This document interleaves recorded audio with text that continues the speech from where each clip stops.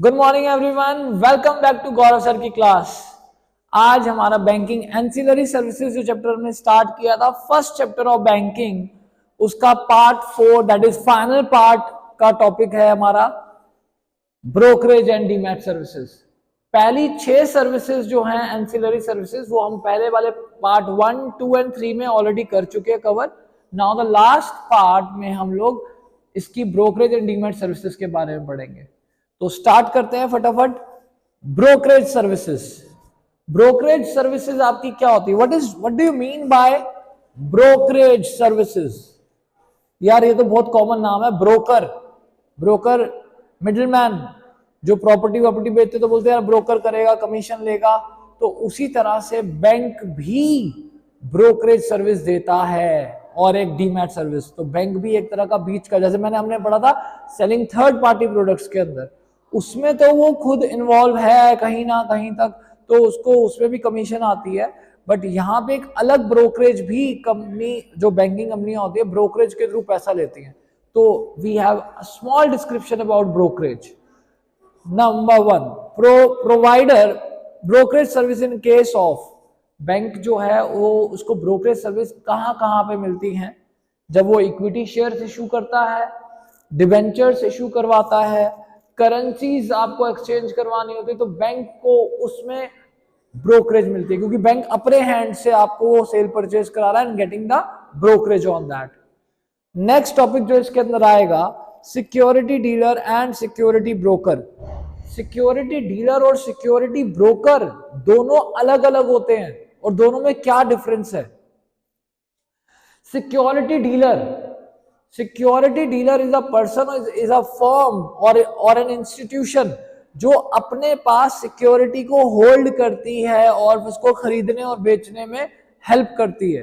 But security broker do not hold the security with him, अपने पास नहीं रखता, सिर्फ आपसे खरीदेगा और उसको बिकवाने में मदद करेगा बीच में बैठ के, तभी उसको ब्रोकरेज मिल रही है।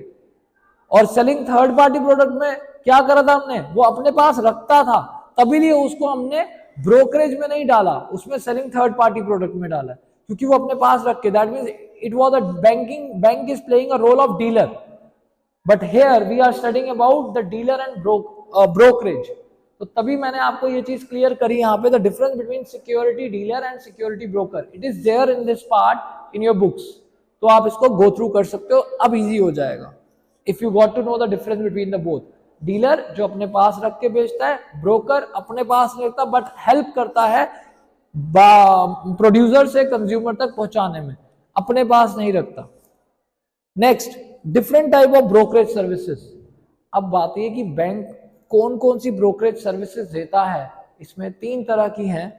Full time service broker, then discount broker and then security brokerage.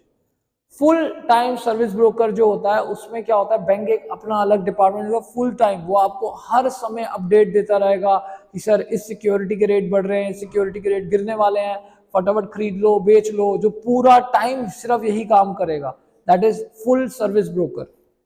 Discount broker जो सिर्फ आपको इंफॉर्म करेगा सर ये खरीदना है, ये बेचना है, अगर आप फोन कर रहे हो तो इस तरह से आपकी हेल्प करेगा।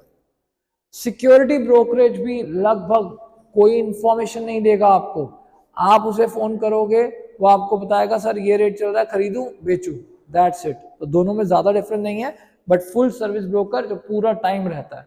सो ये होगी different types of brokerage services कि कैसी सर्विसेज बैंक देता है। Then types of order. जो ब्रोकरेज सर्विसेज के अंदर हमारी एक चीज आती है, types of order.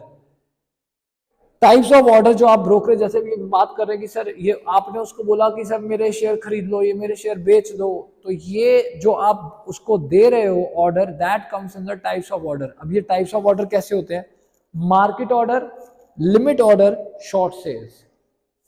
Market order होता है कि भाई जिस रेट में मिल रहा है, मार्केट में जो रेट चल रहा है, भाई ये वाला सिक्योरिटी है, आगे बढ़नी है, ले ले भाई फटाफट, जो भी रेट चल रहा है, तो that is called market order. Then second is limit order. Limit order में क्या है, आपका क्लाइंट आपको बोलेगा कि भैया 100 रुपए तक की लिमिट है, इससे ऊपर 100 रुपए की अगर एक शेयर है तो 100 रुपए के हिसाब से 300 शेयर खरीद लेना, यानी कि 30,000 की उसने आपको लिमिट दे दी है, तो that is called limit order कि 30,000 रुपए तक इन्वेस्ट कर देना, जो भी आपको लगता है देख लो, तो लिमिट लगा देना, लिमिट ऑर्डर। शॉर्ट सेल्स कि यार ज्यादा लंबा नहीं खींचना, वहां 10,000 रुपए खरीदो और उसको बेच दे फटाफट, जो ही 2-4 रुपए बढ़े बेच दे, तो ये ऑर्डर आ गए। तो ये सारा का सारा ये बैंक क्या कर रहा है, ब्रोकरेज दे रहा है आपको। ब्रोकरेज की सर्विसेज में types of brokerage service, then types of order, तो ये this all part comes under brokerage services. I hope ये समझ आया। स्टिल अगर कोई डाउट हो comment box. Then demat services के ऊपर आते हैं। ब्रोकरेज सर्विस खत्म हमारी, डीमैट सर्विस। डीमैट सबसे पहले पता होना चाहिए यार डीमैट होता क्या है।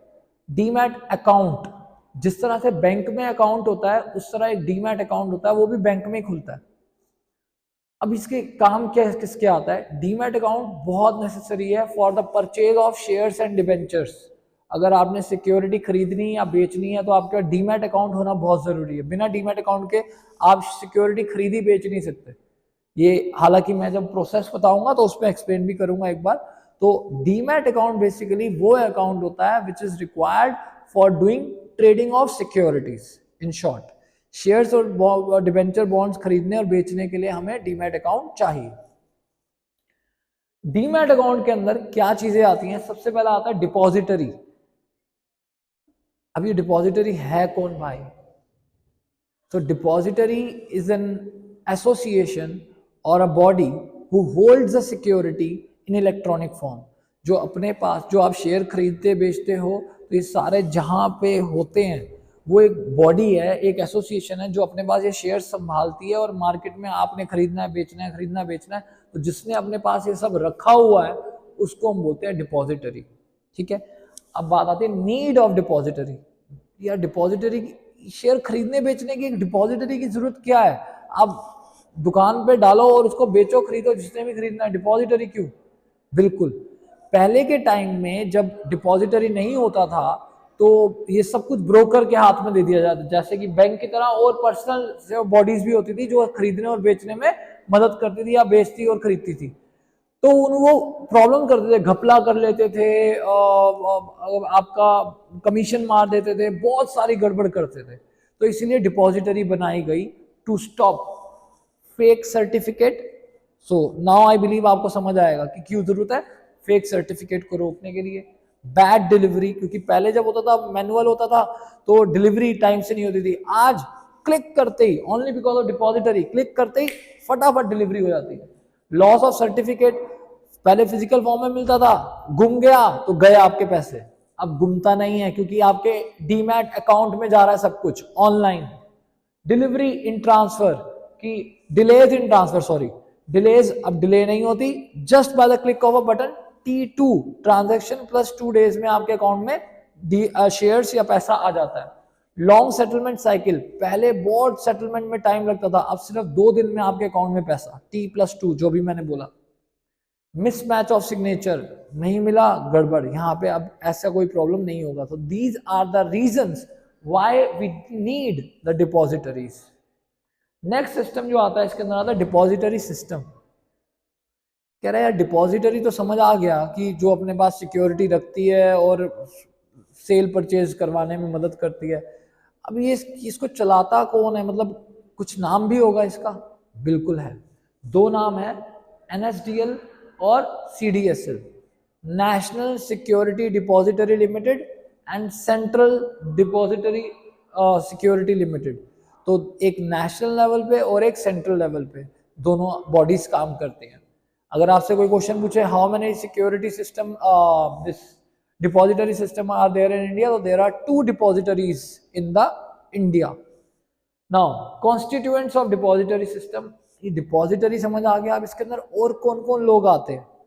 सबसे पहला डिपॉजिटरी खुद, डिपॉजिटरी पार्टिसिपेंट यानी कि बड़ी बड़ी कंपनियां, जैसे कि अगर मैं आपका नाम दूं इंडिया बुल्स, और भी बहुत सारी कंपनियां। इंडिया बुल्स बहुत फेमस है। एक आपकी ए करके एक और कंपनी है, आई फॉरगॉट द नेम। तो ये कुछ कंपनियां हैं जो डिपॉजिटरी पार्टिसिपेंट का रोल प्ले करती है। SEBI, security exchange board of India, अगर आपने मूवी देखी होगी स्कैम 1992, तो उसमें वो सेबी है जो रोल प्ले कर रही है जिसको प्रोटेक्ट करने के लिए। देन स्टॉक एक्सचेंज क्या होता है? It is the body who help in doing trading. एक तरह का दुकान है, एक मार्केट है जहां पे हम अपने शेयर्स खरीदते और बेचते हैं। देन ब्रोकर, जो अभी बैंक हम पढ़ रहे हैं, ब्रोकर जरूरी नहीं है बैंक ही सिर्फ ब्रोकर होता है, पर्सनल और इंडिविजुअल। आप भी आफ्टर कंप्लीटिंग योर ग्रेजुएशन और योर 12th इवन आप ब्रोकर का कोर्स करके ब्रोकर भी बन सकते हो। देन बैंकिंग सिस्टम, क्योंकि जब पैसा सारा इन्वॉल्व है तो बैंकिंग सिस्टम तो आएगा ना। एंड देन इन्वेस्टर्स जो पैसा लगाते हैं। So these all are the constituents of depository system.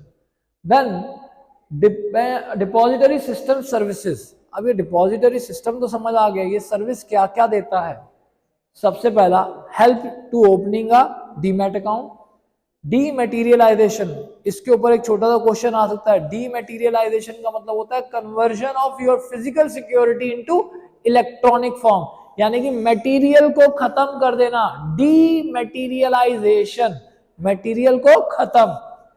रीडीमैटीरियलाइजेशन, electronic form को इनटू फिजिकल फॉर्म।